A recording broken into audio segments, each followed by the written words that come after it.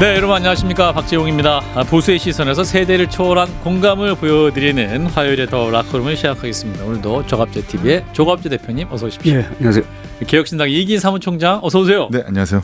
왜 이렇게 우리가 오랜만이죠? 그러니까요.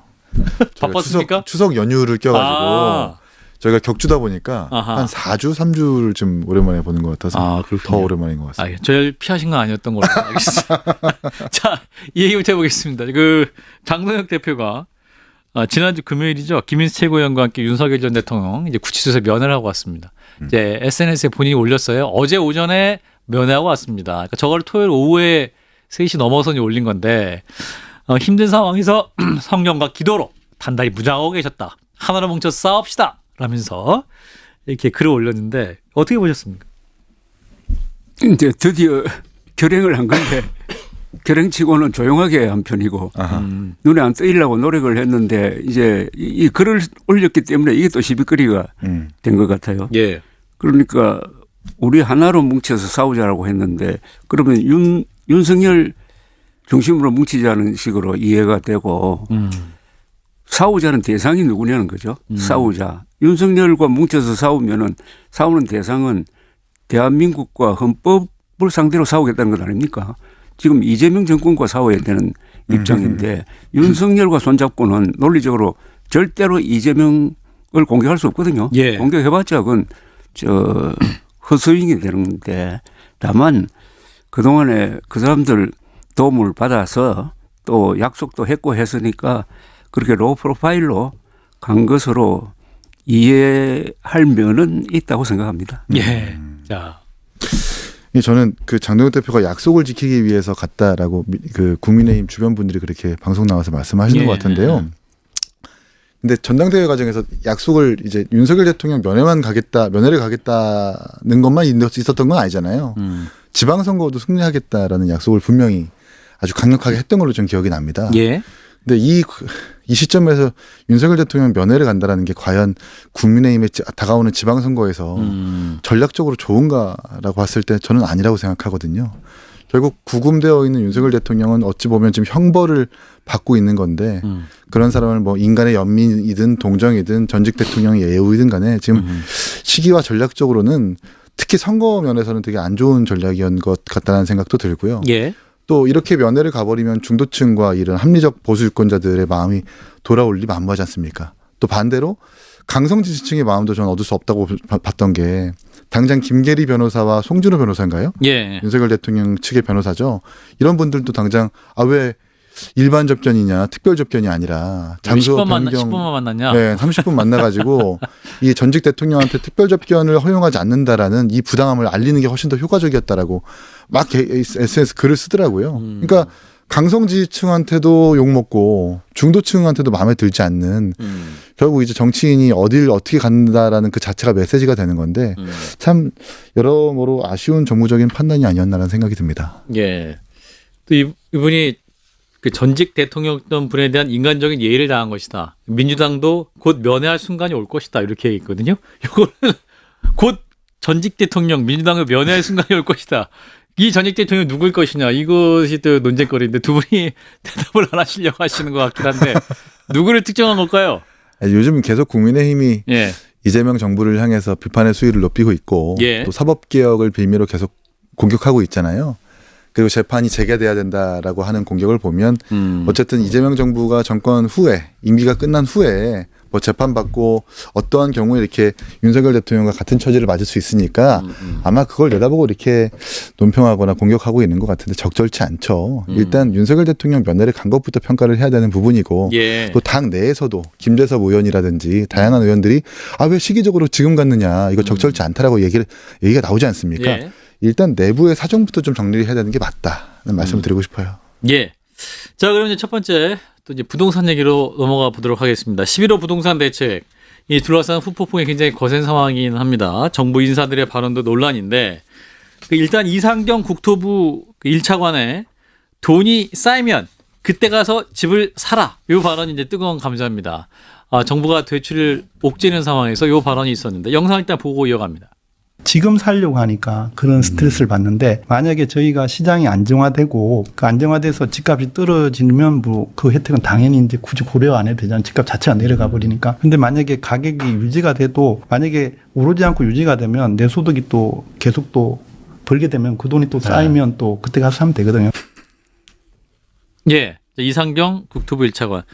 이게 뭐 가만히 듣고 있으면 크게 악의는 있는 건 아닌 것 같은데, 일단은, 이게 어떠한 그 집을 마련해야 되는 젊은 층 입장에서 뭔가 이제 분노의 포인트가 있는 것 같습니다. 일단 이분의 재산이 56억. 또 배우자가 갭 투자 의혹. 갭 투자라는 것은 이제 전세 끼고 대출 받아서 그렇습니다. 집 구매하는 건데, 지금 이제 그거 못하게 정부 대책이 있는데 본인들은 집도 있고 그런 거 해서 이렇게 한 거 이게 문제인 거죠? 어떻게 보세요? 그렇죠. 그 푸르지오 그랑블 저희 지역구 아파트인데요.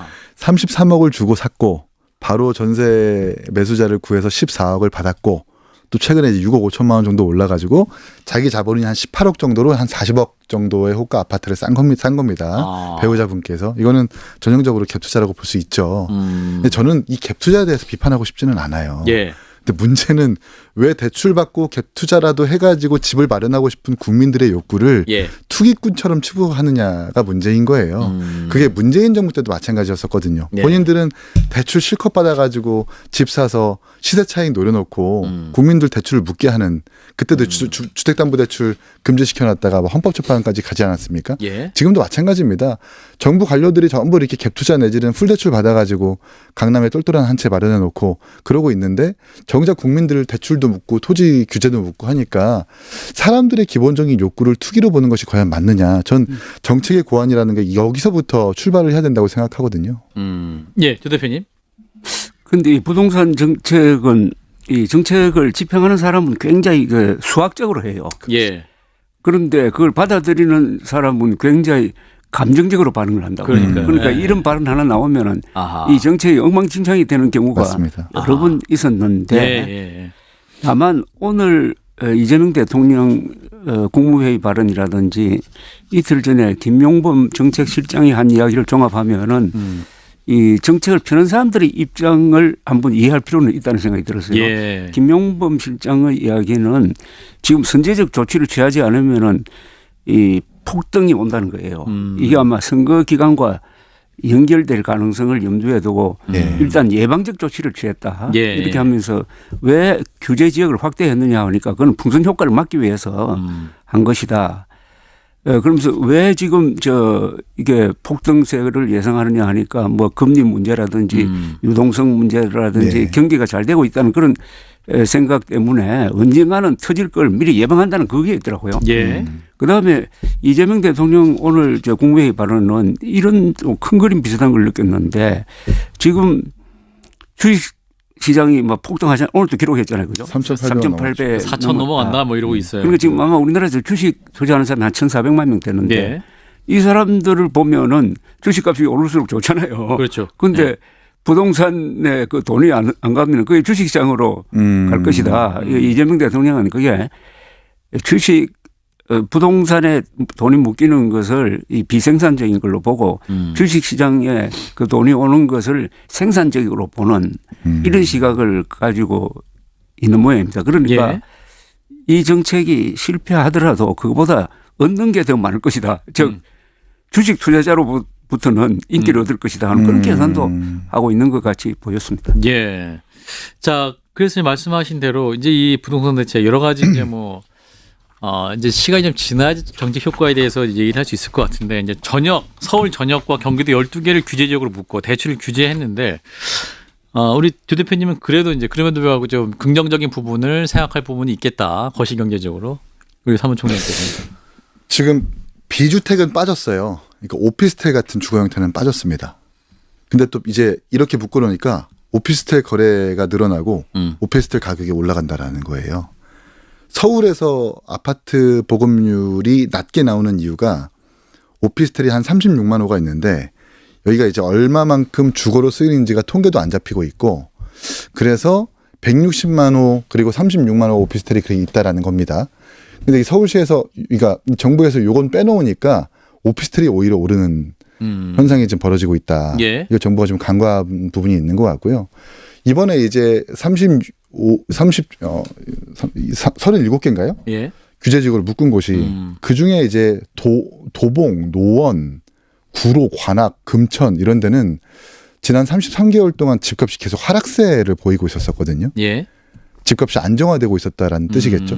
근데 이곳까지 사실 투기과열지구와 토지거래 허가제로 묶어버리면 해당 지역구에 있는 사람들은 예. 아니 집값도 오르지 않아가지고 억울해 죽겠는데 여기를 마음대로 사고 팔지도 못하게 한다라는 거. 전 이게 되게 문제가 커질 거라고 보거든요.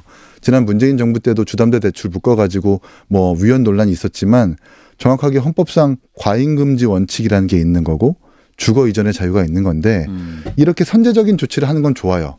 그런데 이렇게 부동산 대책의 종국적인 목적이라고 하는 집값 안정화와 하락세를 이미 달성하고 있는 지역까지 예. 이렇게 선제적으로 묶는 게 맞느냐라고 했을 때 조금 정부에서 너무 과하게 규제를 시행하고 있다는 인상을 지울 수가 없고요.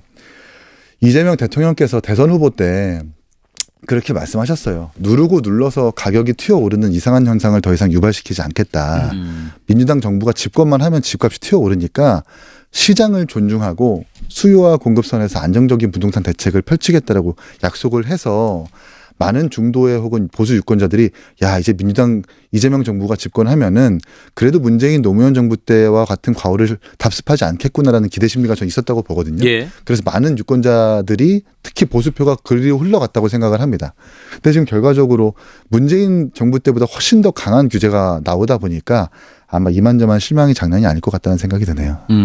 근데 이 전세 어떻게 되죠? 전세 값이 오른다든지 아니면 전세 물량이 안 나오면은 이 세입자 문제가 오히려 집 사고 파는 그 문제보다도 더 커질 것 같은데? 그렇죠. 전세가 일단 거래가 멈추겠죠. 일단 이렇게 대출도 막혀 있고 일단 사고 팔고 하는 게 뭐 공무원들한테 허가를 맡아야 되다 보니까 집을 가진 사람들은 전세를 일단 잘 안 내놓겠죠. 일단 지켜볼 상황일 겁니다.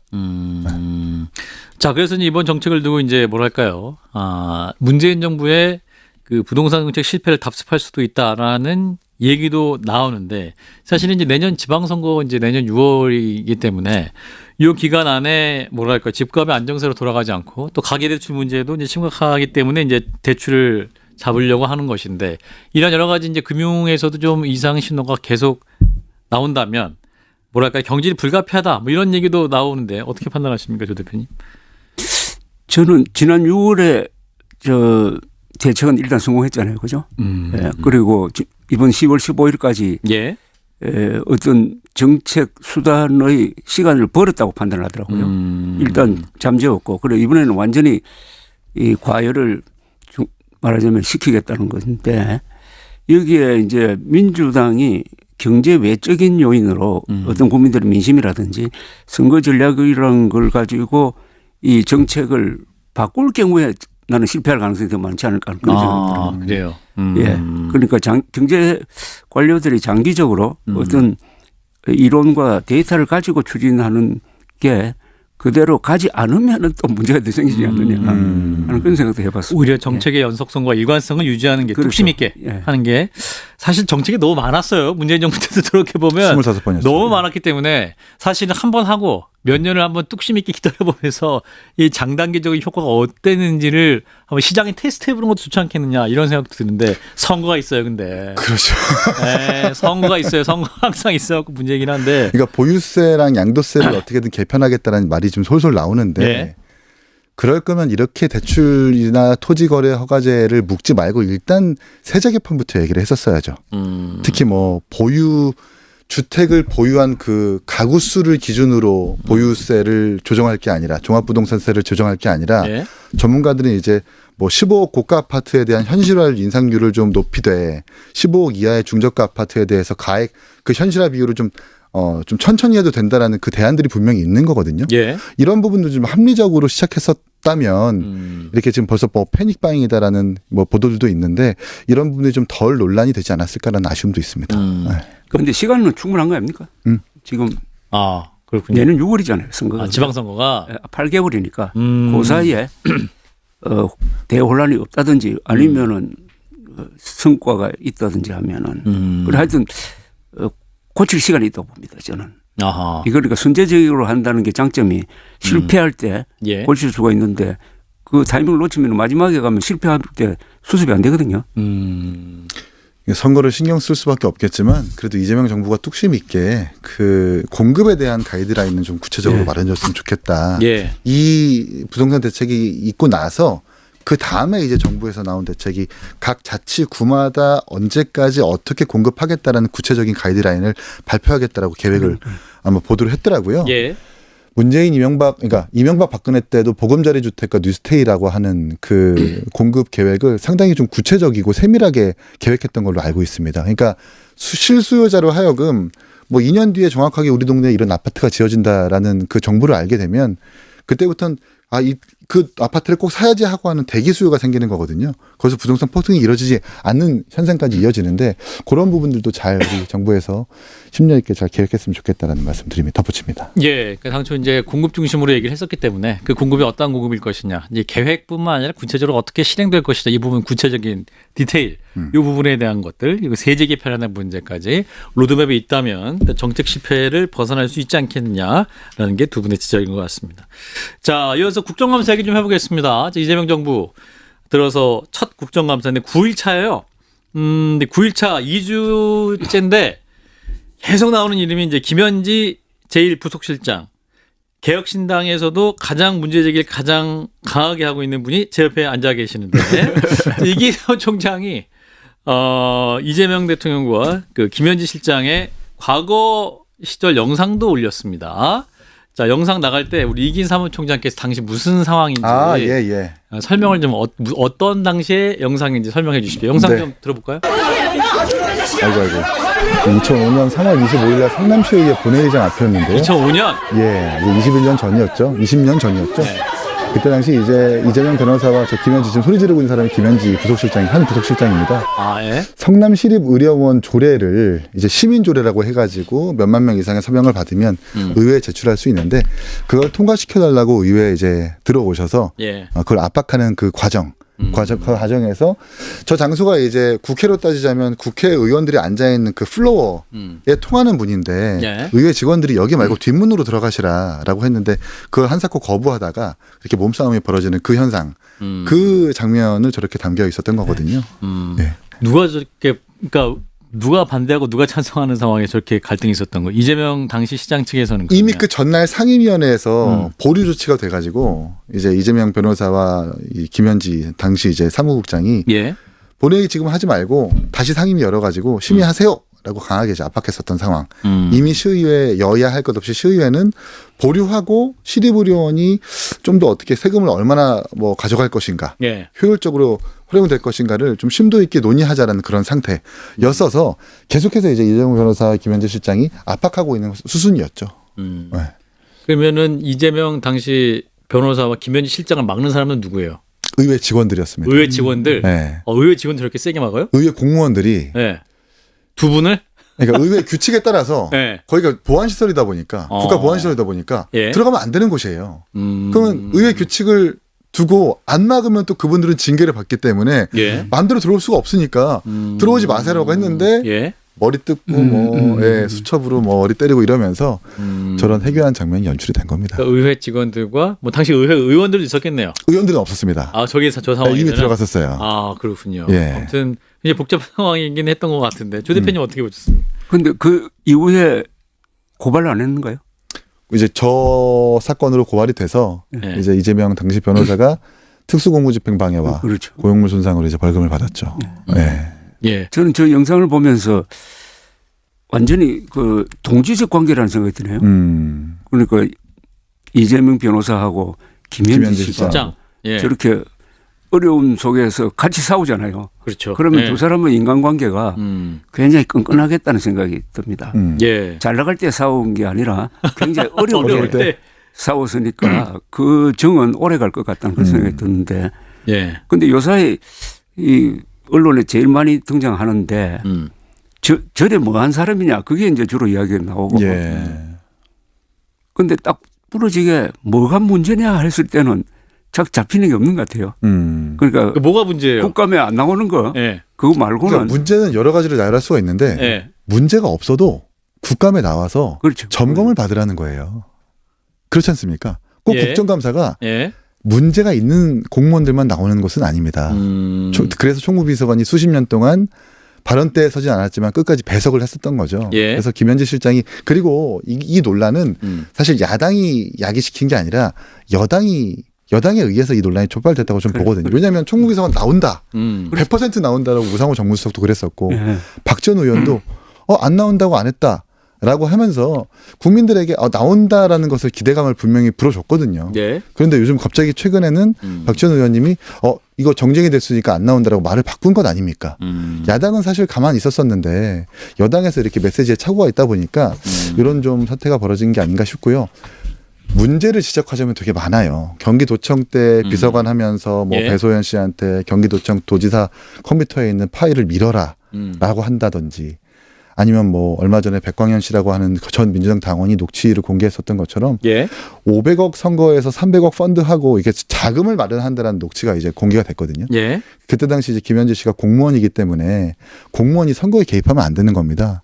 이것도 사실 법의 테두리를 벗어나는 거라서 충분히 뭔가 문제 제기를 할 수 있는데 그런 거 빼고 국감에 나오면 지금 우상호 정무수석도 얼마 전에 인터뷰에서 정권 초기에 김현지 실장이 그 청와대 행정실 수백 명의 행정관들 인사를 다 했다. 예. 이렇게 말씀도 하셨고 우리 한판승부에 나오는 박성태 실장님도 다른 방송에서 그렇게 말씀하셨거든요.